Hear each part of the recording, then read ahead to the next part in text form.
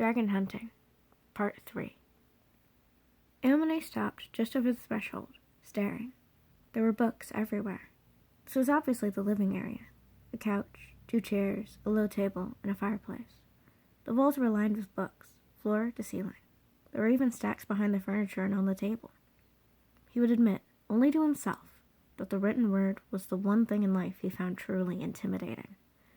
Toma saw him staring and smiled. Forgive the clutter. I collect books.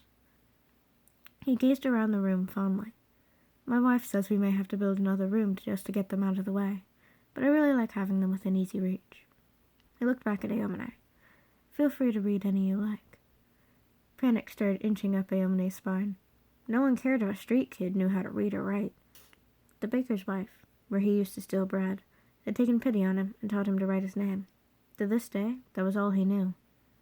Toma continued, not seeming to notice his guest's paralysis. Let me show you to your room. They went down a short hallway and stepped through the open door at the end. It was a small room. The walls were pale blue, a bed pushed up against the corner, taking up most of the wall under a window. A woman was tucking a sheet around the mattress. The other contents of the room, a dresser, a chest, and a crib, were pushed against the other wall, under the shelf of colorful books. Aomine eyed the crib with distaste. He didn't really care for children. The thought of sharing a room with one turned his stomach. He could just as easily camp outside in the soft grass. At least then he wouldn't have to listen to babies crying. Kyra, Toma said softly. The woman reluctantly turned from the bed. Aomine, this is my wife, Kyra. The woman was slightly shorter than Toma, with waist-length blue hair and matching eyes. She was giving him a look he didn't understand, but he was too preoccupied to really pay attention. He pointed at the crib. Am I supposed to be sharing a room with a kid? He asked bluntly. Kyra immediately burst into tears. Aomine's jaw dropped, and he started waving his hands in the air. What did he do? He had no idea what to do with a crying woman. Forget the books. This was way worse. He'll share a room with a herd of kids. Just stop the tears. Oh, he'd go sleep in the snow again. She ran from the room, and Aomine just stood there, not sure what to do. Toma sighed, looking at Aomine with soft, resigned eyes. Sorry. No, Aomine sputtered. Toma raised his hand. No, it's okay. He sighed again, before continuing. This was going to be our son's room, but a pained look flashed across his face. We lost him before he was born. Aomine felt like total shit. The bed was soft and warm. Aomine's body cried in relief at not having to lie on the cold, hard ground. He should have been able to sleep like a baby. That was the problem. This was a dead baby's room. He lay awake most of the night, just waiting for the ghost of the room's true owner to come for him. Aomine tried to distract himself. Rico admitted there were dragons here. Now he just had to find one. One dragon. Then he was out of here.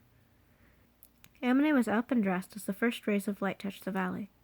Toma was sitting at the kitchen table, a pile of eggs, bacon, and sausage before him. He looked up from the book he was reading and waved Aomine to a seat. Have some breakfast. Would you like coffee? Sure. Aomine grabbed a plate and dug in. His stomach was delighting in 2 good meals in a row.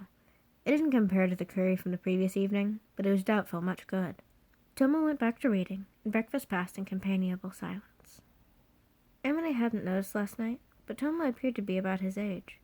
He spoke and held himself like a man much older. Kyra was nowhere to be seen, but he assumed she didn't want to see him again. He stood. Thank you for the meal and a place to sleep last night.